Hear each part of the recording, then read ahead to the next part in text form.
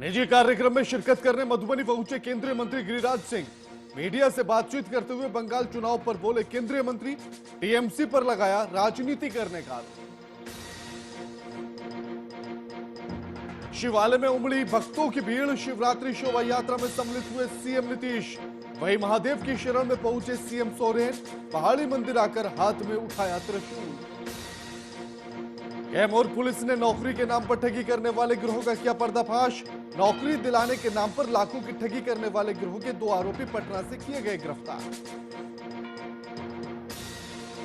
नवादा के शहरी क्षेत्र में कूड़ा कचरा दो मास्क लो अभियान की शुरुआत। सदर अनुमंडल पदाधिकारी ने किया अभियान का उद्घाटन। अभियान के तहत शहर में लगाए गए 6 स्टॉल।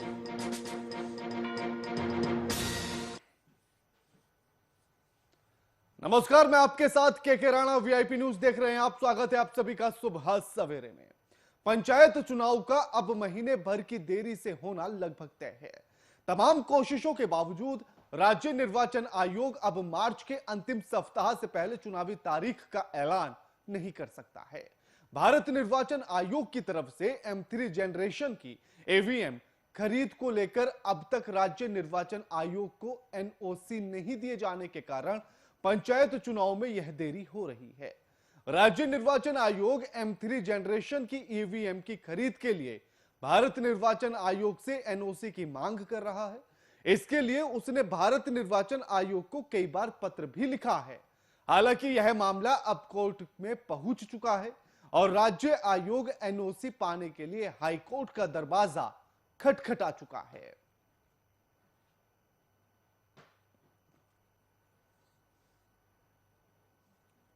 इस खबर पर हमारे साथ हमारे वरिष्ठ संवाददाता शशांक दुबे फोन लाइन पर जुड़ गए हैं। शशांक, जिन पंचायत चुनाव का इंतजार या उनकी तारीख का इंतजार हर किसी को था, अब वो 1 महीना और डिले हो गई है, देर हो गई है। देखिए, पंचायत चुनाव का जो राज्य निर्वाचन आयोग की तैयारियां थी, वो तैयारियां ये थी कि मार्च में या अप्रैल के शुरुआत में बिहार में पंचायत चुनाव शुरू कर दिए जाएं।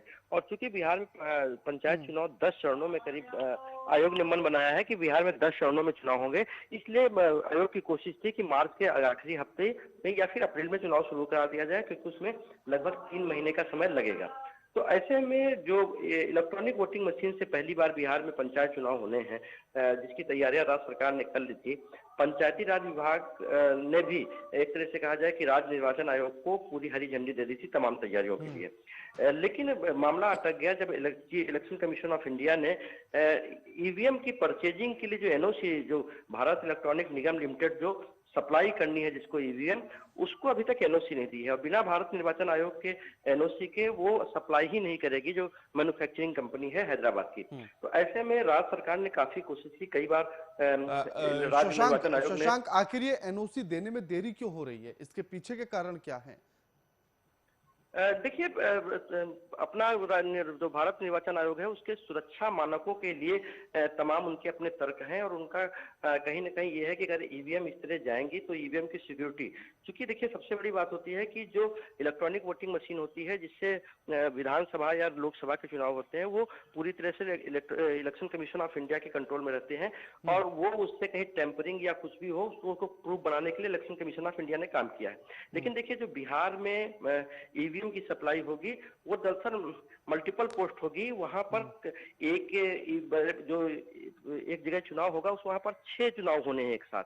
यानी पंचायत में मुखिया से लेकर वार्ड सदस्य, पंचायत जिला परिषद समिति, पंचायत समिति, सरपंच और पंच, यानी 6 चुनाव होने हैं। तो जो मल्टीपल यूनिट की परचेजिंग है, उसकी तकनीकी चीजों को चुनाव आयोग शायद देखना चाह रहा होगा। लेकिन बिहार सरकार ने और बिहार राज्य निर्वाचन आयोग ने कई बार चुनाव आयोग से कहा है कि कई राज्यों में ऐसे प्रयोग हो चुके हैं, इसलिए उसमें कहीं पर बाधा नहीं है। लेकिन वो तारीखें नहीं दे रहा था, निर्वाचन आयोग से कोई खास जवाब नहीं आ रहा था, और यही वजह थी कि बिहार सरकार और राज्य निर्वाचन आयोग कोर्ट भी चला गया है, हाई कोर्ट। अब क्योंकि मामला हाई कोर्ट में चला गया है, तो अब तमाम चीजें हाई कोर्ट के निर्देश के बाद ही होंगी।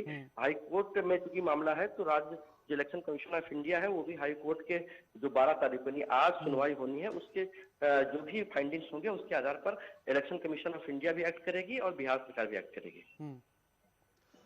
शशांक जी, अगर पंचायत चुनाव का जिक्र हम कर ही रहे हैं, एक तो पंचायत चुनाव वैसे ही देरी से हो रहे थे, अब ये एनओसी ना देने की वजह से और देरी से हो रहे हैं, तो इसका कुछ प्रभाव पड़ेगा? देखिए, पंचायतें अभी जो बिहार में अभी जो पंचायत है वो पंचायतें काम कर रही हैं अपना। लेकिन सबसे बड़ी बात है कि पंचायतों का कार्यकाल पूरा हो जाएगा और कार्यकाल पूरे हो जाने के पहले ही चुनाव करा लेने का प्रावधान है। ऐसे में जो अगर चुनाव समय पे नहीं होंगे तो जो मुखिया है या जो त्रिस्तरीय पंचायत व्यवस्था है जिससे गांवों का विकास होता है, गांव का डेवलपमेंट होता है, उसकी पूरी रूपरेखा होती है, उसमें जो है क्योंकि वो कार्यकारी हो जाएंगे और उसके विकास में प्रभाव पड़ेगा। तो निश्चित रूप से अगर समय रहते हुए चुनाव नहीं होंगे तो विकास कार्य बाधित होंगे, क्योंकि मुखिया से लेकर जिला परिषद तक के जो वित्तीय अधिकार हैं वो कहीं ना कहीं रोक दिए जाते हैं जब उनका कार्यकाल खत्म हो जाता है। बिल्कुल। तो ऐसे में कार्य प्रभावित जरूर होंगे। तो राज्य सरकार की ये मंशा थी कि क्योंकि इलेक्ट्रॉनिक वोटिंग मशीन से काम जल्दी होगा और तेजी से फंक्शनिंग होगी, तेजी से काउंटिंग होगी, तो राज्य सरकार ने पूरी प्लानिंग उसी के अनुसार बना रखी थी। देखिए, बैलेट पेपर से चुनाव कराना त्रि पंचायत चुनाव में काफी मुश्किल हो गया है, क्योंकि एक बिहार की पॉपुलेशन बहुत अधिक है और सबसे बात है कि एक वोटर को 6 जगह से वोटिंग करनी होती है, यानी उसमें काफी ज्यादा रिसोर्स लगेंगे और वो रिसोर्स इतने ज्यादा हो जाएंगे कि गवर्नमेंट अभी कम समय के अंदर, एक समय सीमा के अंदर उसको अफोर्ड नहीं कर सकती है। इसलिए इलेक्ट्रॉनिक वोटिंग मशीन की जो कॉन्सेप्ट बनाया गया था, आयोग ने बहुत दिनों से तैयारियां उसी अनुसार की थी। इसलिए आयोग के पास बिना इलेक्ट्रॉनिक वोटिंग मशीन के कोई ऑप्शन नहीं बचता है, क्योंकि जब बैलेट से चुनाव कराए जाते हैं तो उसके लिए बैलेट बॉक्स की महीनों से पहले से बैलेट बॉक्स तैयार मंगवाए जाते हैं, बैलेट बॉक्स तैयार किए जाते हैं, बैलेट बॉक्स में सीरियल नंबर दिए जाते हैं और जिलों को आवंटन किया जाता है। ये तमाम प्रक्रियाएं नहीं हुई है। तो अगर इलेक्ट्रॉनिक वोटिंग मशीन, जो multiple post electronic voting machine जो हैदराबाद की, जो भारत इलेक्ट्रॉनिक प्राइवेट लिमिटेड से आनी है, अगर वो उसमें देरी होगी तो निश्चित रूप से चुनाव देर होगा, क्योंकि बिहार सरकार के पास कोई ऑप्शन नहीं है और समय सीमा के अंदर चुनाव नहीं कराने से बिहार की जो रूरल कहा जाए ग्रामीण विकास की कॉन्सेप्ट है उसको भी धक्का लगेगा। बिल्कुल, शुक्रिया शशांक जी आपका हमारे साथ ये तमाम बातचीत करने के लिए।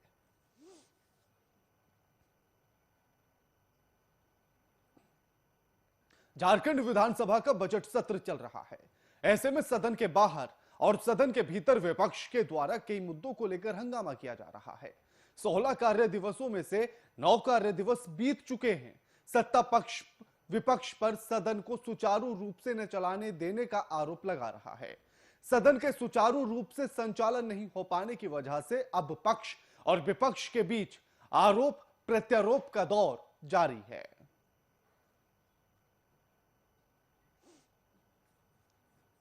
इस खबर पर हमारे साथ हमारे संवाददाता रांची से अभिनव कुमार लाइव जुड़ गए हैं। अभिनव, एक तो सीमित समय मिला था विधानसभा के भीतर बैठकर चर्चा करने का, विचार विमर्श करने का और एक बेहतर रणनीति बनाने का, उसमें से भी आधा से ज्यादा दिन निकल चुके हैं। अब कम समय में कैसे रणनीतियां बनेंगी, या यह भी इसी तरह से आरोप प्रत्यारोप के सिलसिले में ही सब कुछ खत्म हो जाएगा?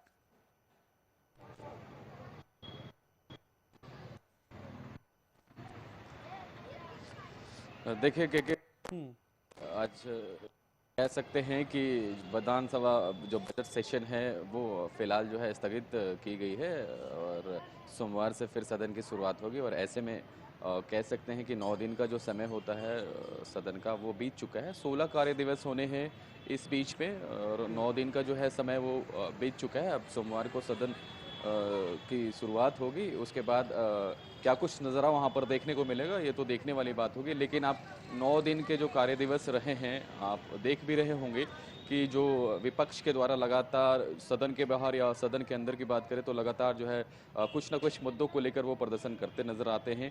और सदन के अंदर की बात कर ले या हम सदन के बाहर की बात कर ले, कई ऐसे मुद्दे हैं और उन मुद्दों को लेकर जो है विपक्ष लगातार जो है सत्ता पक्ष पर हमलावर है। और शायद यही वजह है कि सत्ता पक्ष के नेता कहते हैं कि कई तरह के जो प्रोटोकॉल होते हैं विधानसभा के वो फॉलो नहीं करते हैं। विपक्ष के जो विधायक हैं वो बेल में आ जाते हैं, सीटी बजाने लगते हैं, कभी टी शर्ट पहन के आ जाते हैं। तो कई ऐसे बातें हैं जो सत्ता पक्ष के नेता है वो आरोप लगाते हैं सदन के अंदर सदन की जो गरिमा होती है उसको, जो प्रोटोकॉल होता है के विधानसभा का, उसको फॉलो नहीं किया जाता है। और फॉलो नहीं करने की वजह से सत्ता पक्ष के जो नेता है वो आरोप लगाते हैं कि विपक्ष सदन को सही तरीके से चलाने नहीं देती है और कई ऐसे मुद्दे उन मुद्दों को नहीं उठाया जाता है और खाली बरगलाने का काम किया जाता है और सदन के अंदर बेल में पहुंच जाते हैं नेता टी शर्ट दूसरे पहन के आते हैं, कभी सीटी बजाने लगते हैं, तो जो गरिमा है वो तार तार सदन की होती है। तो ऐसे में सत्ता पक्ष के जो नेता है वो आरोप लगाते हैं। हालांकि अगर हम विपक्ष की बात करें तो विपक्ष के नेता का कहना है कि हम ज्वलंत मुद्दों को उठाते हैं और आगे भी उठाते रहेंगे। विपक्ष का काम ही है सदन की जो गरिमा है उसको फॉलो करते ही हैं, लेकिन जो विपक्ष के कई जो मुद्दे हैं वो सदन में लेकर या सदन के बाहर लेके आती है वो जरूर रखेगी, चाहे वो सत्ता पक्ष कुछ भी बोले। जी के आशीष, आपके पीछे मुझे कुछ रेहड़ी वाले और कुछ आम जनता नजर आ रही है। ऐसे में आप इनसे एक बार ये पूछने की कोशिश कीजिएगा कि जिस जनता के नाम पर विधानसभा के भीतर इतना शोर है, इतना हंगामा है, इतना आरोप प्रत्यारोप है, तो ये जनता कितना सरोकार रखती है उससे और कितना समझती है उन हंगामों को। अभिनव, एक बार ये बात कीजिएगा।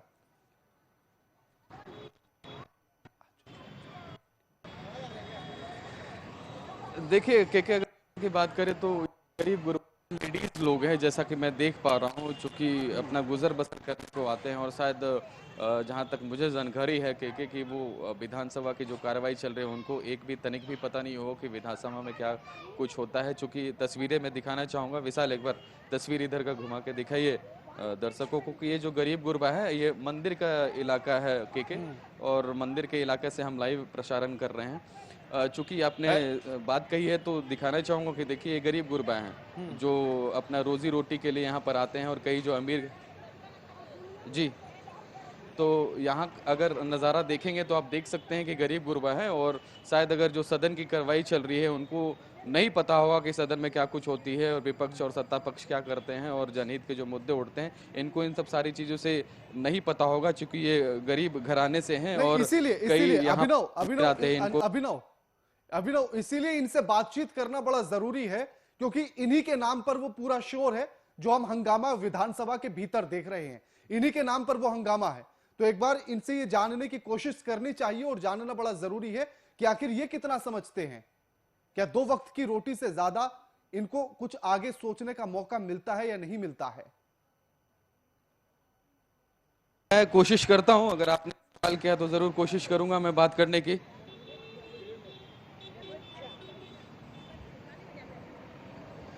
हाँ भैया सुन रहे हैं?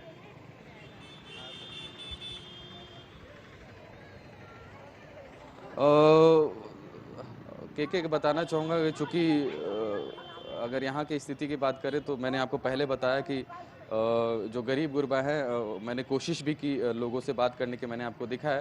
तो शायद वो उनकी जानकारी नहीं है सदन के बारे में, कैसे सारी चीज़ें चलती है। क्योंकि हम लोग तो जान रहे हैं कि क्या कुछ होता है सदन में, लेकिन अगर यहाँ का माहौल की बात करें तो उनको पता नहीं होता है कि सदन में क्या कुछ होती है। बिल्कुल ये लाजमी सी बात है कि वहाँ सदन में जनता के ही मुद्दे उठते हैं और आम जनता के सरोकार की बातें होती है, चाहे सत्ता पक्ष की बात कर ले यहाँ विपक्ष की बात कर ले।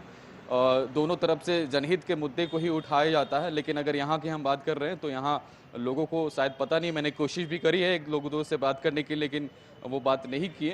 तो कह सकते हैं कि उनको जानकारी नहीं होगी और शायद यही वजह है कि वो कुछ पता नहीं पा रहे हैं। जी तो क्या अभिनव, ऐसे में एक बड़ा सवाल ये खड़ा नहीं हो जाता है हम सबके सामने कि जिस जनता के लिए इतना शोर शराबा किया जा रहा है विधानसभा के भीतर, आरोप प्रत्यारोप का इतना बड़ा दौर चल रहा है, करोड़ों रुपए खर्च हो जाते हैं एक दिन की कार्यवाही पर, और उसमें सिवाय शोर के, सिवाय आरोप प्रत्यारोप के कुछ और निकलकर सामने नहीं आता है। और जिसके हक की लड़ाई लड़ रहे हैं उसे कुछ मालूम ही नहीं है उसके बारे में, उसे कुछ पता ही नहीं है उसके बारे में, उसे सदन के भीतर क्या चल रहा है कुछ मालूम ही नहीं है, क्योंकि वो तो अपने सिर्फ 2 वक्त की रोटी के जुगाड़ में लगा है। तो क्या इस हंगामे को और फिर इनके 2 वक्त की रोटी के जुगाड़ में सामंजस्य कैसे बैठाया जाएगा?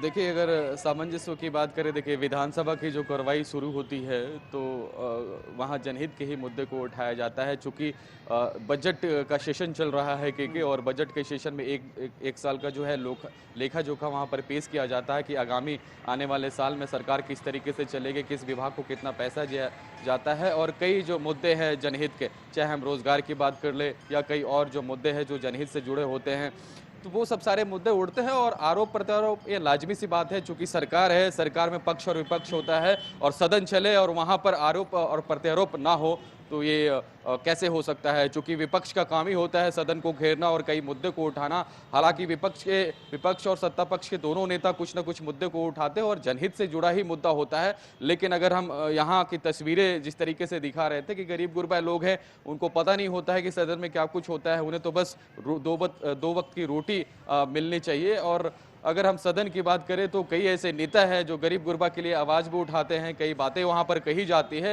लेकिन धरातल पर कई बार चीजें नहीं उतर के आ पाती है। नहीं, बड़े क्योंकि बड़े सवाल दावे और अभिनव वादे अभिनव किया मेरा जाते हैं। सवाल अभिनव मेरा सवाल ये इसीलिए मैंने किया है क्योंकि करोड़ों रुपए खर्च हो गए, करोड़ों का बजट पेश हो गया है, रोजगार के मुद्दे पर शोर मचा दिया गया है और तमाम मुद्दों पर शोर मचाया गया, उनके लिए भी करोड़ों रुपए का बजट तैयार कर दिया गया। लेकिन उसके बाद भी अगर हमारे बीच में ऐसे लोग हैं जो अपने दो वक्त की रोटी के जुगाड़ में अभी लगे हैं और उससे आगे सोचने का मौका उनको मिल ही नहीं रहा है, तो क्या यह विफलता नहीं है विधानसभा के भीतर होने वाली कार्यवाही की और उन तमाम रणनीतियों की, उन तमाम बजट की?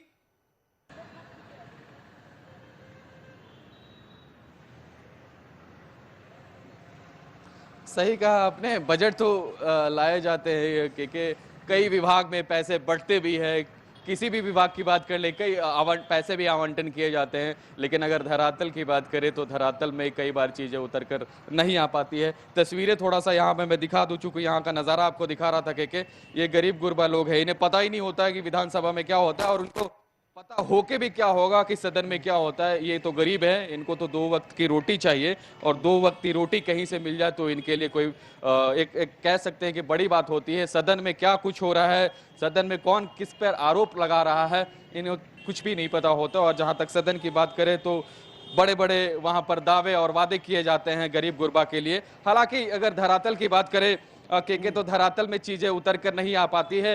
रांची में भी कई ऐसे तस्वीरें आपको दिखी होंगी और हम बताते भी रहे हैं कि गरीब गुरबा सेक्टर के जो लोग होते हैं उन्हें किल्लत होती है पैसों की, कुछ ना कुछ नहीं कर पाते हैं, उनको दो वक्त की रोटी महसूस नहीं मिल पाती है। ऐसे में नेताओं के तो कई दावे और वादे होते हैं कि हम गरीब गुरबा के लिए मदद कर रहे हैं। सत्ता पक्ष के लोग भी कहते हैं कि हम गरीब गुरबा की आवाज़ उठाते हैं, रोजगार की आवाज़ उठाते हैं, लेकिन वो चीज़ें धरातल पर नहीं उतरती है। और तस्वीरें में मैं यहाँ पर दिखा रहा था कि कैसे यहाँ पर जो गरीब लोग हैं वो बैठे हुए हैं, लेकिन हुक्मरानों के कान में शायद इनकी आवाज़ जाएगी या ना जाएगी वो तो बात की बात है, लेकिन गरीब गुरबा को सदन से मतलब नहीं होता। उन्हें तो दो वक्त की रोटी चाहिए और दो वक्त की रोटी मिल जाए तो वो सबसे बड़ी बात होती है। हालांकि मैं कह रहा था कि कई जो नेता है इसकी पहल भी करते हैं, कुछ जागरूकता अभियान भी फैलाते हैं, कई जगह पर जहां गरीब गुरबा है वहां पर मदद भी करने को जाते हैं, लेकिन हर जगह ऐसी स्थिति देखने को नहीं मिलती है। कमोवेश कई बार ऐसी स्थिति देखने को मिलती है, लेकिन हर बार शायद चीजें यहाँ देखने को नहीं मिलती कि गरीब गुरबा की वहां पर मदद की जाए। लेकिन कई नेता यहाँ पर फॉरवर्ड होकर आगे भी आते हैं, मदद भी करते हैं। लेकिन मुख्य तौर पर बात करें तो 70 to 80% बात करें तो गरीब गुरबा की हेल्प नहीं की जाती है। बजट भी लाया जाता है, सारा कुछ किया जाता है, लेकिन कई बार चीजें धरातल पर निकल के नहीं आती है। के जी। विधानसभा के लिए बजट सत्र में 16 कार्य दिवस थे, जिनमें से आधा से ज्यादा कार्य दिवस निकल चुके हैं इस आरोप प्रत्यारोप में, इस शोर में। अब आधे से कम बचे हैं, तो क्या उन आधे से कम में इस बात को तय किया जाएगा, उन मुद्दों को लेकर इतना विचार किया जाएगा कि ये दो वक्त की रोटी का जुगाड़ करने वाले इंसान उससे आगे की बात भी सोच सके? ये उम्मीद जताई जा सकती है अभिनव?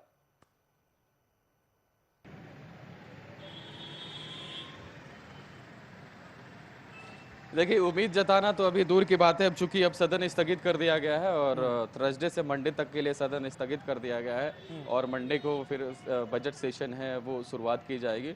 और सेशन में किस तरीके की बातें सामने आती है, क्योंकि हर दिन आप देखेंगे कि अलग अलग विषय पर वहाँ पर चर्चा होती है और ये प्रोटोकॉल भी होता है कि कभी कुछ विभाग पर बातें होती, कभी कुछ विभाग पर होती है, तो डेली एक सेशन तैयार किया जाता है और उस सेशन को लेकर वहाँ पर बातें होती हैं।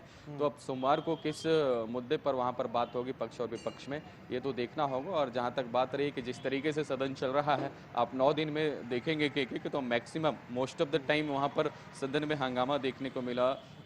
सुबह जब 11 बजे सदन शुरुआत होती है तो बीजेपी के विधायक, जो विपक्ष के विधायक है, कुछ मुद्दों को लेकर वहाँ हंगामा करते हैं, फिर स्पीकर के द्वारा सदन सदन को स्थगित किया जाता है। फिर कमोवेश वही स्थिति देखने को मिलती है कि 12 बजे के बाद कुछ मुद्दों को फिर उठाया जाता है, फिर सदन स्थगित कर दिया जाता है। हालांकि अगर इससे पहले वाला सेशन हम देखें, जिस तरीके से हमने खबरें भी चलाई थी कि वहाँ पे जो माननीय है वो मान गए हैं और वहाँ पर पक्ष और विपक्ष में बड़ा ही अच्छे तरीके से सदन वहाँ पर देखने को मिला और कंटिन्यूअस प्रोसेस वहाँ पर जारी था। 3 या 4 बजे की बात करें, 4 बजे तक सेशन बिल्कुल ही मुद्दों पर बात हुई है, तो बड़ा ही अच्छा वहाँ पर। और इसी तरीके से अगर सेशन गुजरता रहा तो आम जो जनता की हम बात करते हैं, जनहित के मुद्दे हैं वो वहाँ पर उठते हैं। किसी भी विभाग की बात कर ले, चाहे हम रोजगार की बात कर ले, पेयजल की बात कर ले, कृषि विभाग की बात कर ले, कई ऐसे विभाग हैं जो जनहित से जुड़े होते हैं और जनहित के अगर मुद्दे उठते हैं तो कहीं ना कहीं आम जनता जो है यहाँ उनको मदद पहुंचेगी। लेकिन देखिए, बजट एलोकेट किए जाते हैं, विभाग में पैसे भी दिए जाते हैं, लेकिन कई बार कहा जाता है कि अधिकारी के द्वारा उस पर काम नहीं किया जाता है, तो वो चीज़ें धरातल पर नहीं उतरती। ऐसे में चाहिए कि विभागवार जो आवंटित राशि की गई है उसमें अधिकारियों को एक नोटिस दिया जाए, उस पर काम किया जाए, ताकि जो चीज़ें आवंटन की गई है, पैसे जो आवंटन किए गए हैं उस विभाग में सही तरीके से काम हो सके और जो आम जनता है उसको जरूर लाभ पहुंच सके। हालांकि हम अगर यहाँ की बात कर रहे थे, जिस तरीके से गरीबी की हम बात कर रहे हैं, देखिए कि मैंने पहले भी जिक्र किया कि पैसे तो जरूर आवंटित किए जाते हैं, बड़े बड़े दावे और वादे किए जाते हैं सत्ता पक्ष के नेताओं द्वारा। हालांकि विपक्ष के भी कई नेता ऐसे सक्रिय दिखते हैं, सिर्फ बोलने और बतौलीबाजी होती है, भाषण और मंचों से भाषण किया जाता है कि हम गरीब गुरबा के लिए कर रहे हैं और वो कर रहे हैं, तो सारी चीज़ें उतना असर नहीं देखने को मिलता है। और जो रोड पर स्थिति देखने को मिलती है, कमोवेश वही स्थिति धरातल पर भी देखने को मिलती है कि गरीब गुरबा की बातें होती है लेकिन गरीब गुरबा का हेल्प नहीं किया जाता। जी के बिल्कुल है, शुक्रिया आपका अभिनव हमारे साथ ये तमाम बातचीत करने के लिए।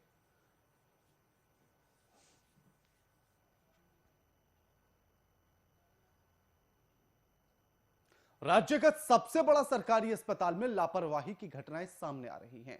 अस्पताल के कागजी कानून में फंसकर एक घायल युवक की जान चली गई। जानकारी के अनुसार सड़क दुर्घटना में गंभीर रूप से घायल युवक को लेकर जब परिजन रिम्स पहुंचे तो कागजी प्रक्रिया पूरी करने के चक्कर में पीड़ित युवक को इंतजार करना पड़ा और इसी दौरान युवक ने अपना दम तोड़ दिया, सांसें थाम दी, जिसके बाद अस्पताल के बाहर पीड़ित के परिजनों ने जमकर बवाल काटा है। मरीज की मौत रिम्स की कार्य प्रणाली पर सीधा सवाल खड़ा करती है।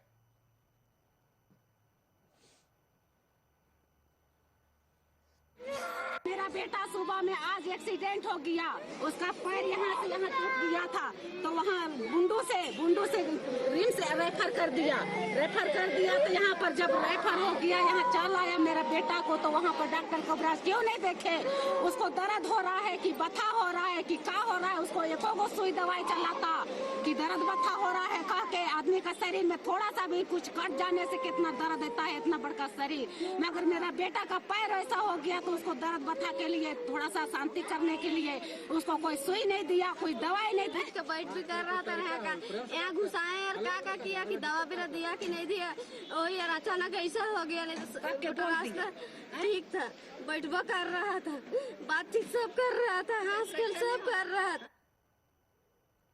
पलामू में दहेज के लिए हत्या के खिलाफ जागरूकता फैलाने की दिशा में कदम बढ़ाया गया। पलामू के पांडु प्रखंड में बीते दिन सामूहिक शादी समारोह का आयोजन किया गया। इस सामूहिक शादी में 11 जोड़ों की शादी कराई गई।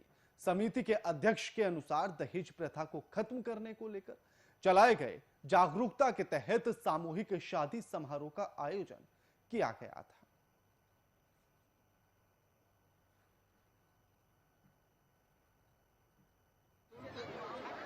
बिना किसी पैसे का हम लोग एक समाज में एक अच्छा पहचान को बनाते हुए ये करना चाह रहे हैं कि लोग इससे सीखें और दहेज के जो लेन देन होता है इस चीज़ को ख़त्म कर दें और बिना दहेज के भी एक शादी ढंग से किया जा सकता। सामूहिक शादी समारोह के द्वारा 11 गरीब परिवार के 12 वर वधू की आज हम लोग शादी समारोह का कार्यक्रम कर रहे हैं, जिसमें यह कार्यक्रम जन सहयोग के द्वारा आज लगातार दूसरे वर्ष यह कार्यक्रम है और सभी लोग मिलजुल करके इसमें सहयोग करते हैं। इस कार्यक्रम का मुख्य उद्देश्य हम लोग का यही है कि जो दहेज रूपी दानव इस क्षेत्र में या कहीं भी जो व्याप्त है, उस दहेज रूपी दानव को समाप्त करने के लिए कमेटी के द्वारा एक छोटा सा प्रयास है कि समाज में बिना पैसा के भी शादी। राजधानी रांची में झारखंड के मुख्यमंत्री हेमंत सोरेन ने कांटा टोली के कुरैशी मोहल्ला स्थित इदरीश कॉलोनी में अल कुरैशी तालीमी मिशन स्कूल एवं मदरसा निर्माण कार्य के लिए आधारशिला रखी है। इस अवसर पर मुख्यमंत्री ने कहा कि ऐसा मदरसा का मॉडल पहले नहीं देखा है। यह निश्चित रूप से झारखंड के लिए आदर्श के रूप में स्थापित होगा।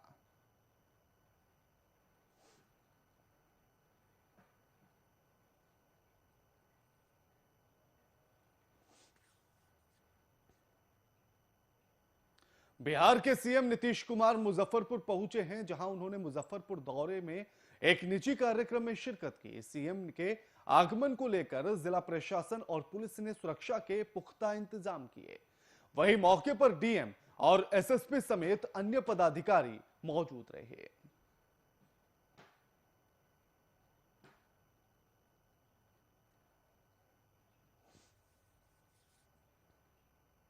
जाप के राष्ट्रीय अध्यक्ष सह पूर्व सांसद राजेश रंजन खगड़िया पहुंचे, जहां उन्होंने चैधा बन्नी गांव में विद्यालय की दीवार गिरने से हुए हादसे में जान गंवाने वाले मजदूरों के परिजनों से मिलकर उनको सांत्वना दी है।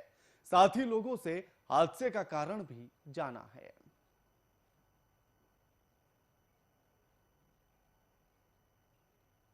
मुलाकात किए हैं, क्या कहेंगे? अपने संघर्ष भैया कार्रवाई के अलावे बास्केट पर्चा और सबसे इम्पोर्टेंट है बास्केट पर्चा और उसका घर और उसकी बच्ची के ना जो बच्ची है, लोगों का डिमांड है उसके लड़के जो उसके परिवार को एक नौकरी हो जी। लेकिन मेन है कि जो संवेदक है जिसने बदमाशी किया उस पर एफआईआर लॉज किसी भी कीमत पर होना चाहिए, ये सबसे इम्पोर्टेंट है। दूसरा है कि जो लेबर मिनिस्ट्री से मिलना है 1.5 लाख पौने 2 लाख रुपया। सुबह सवेरे बुलेटिन में फिलहाल इतना ही। लगातार खबरों के लिए देखते रहिए वीआईपी न्यूज। नमस्कार।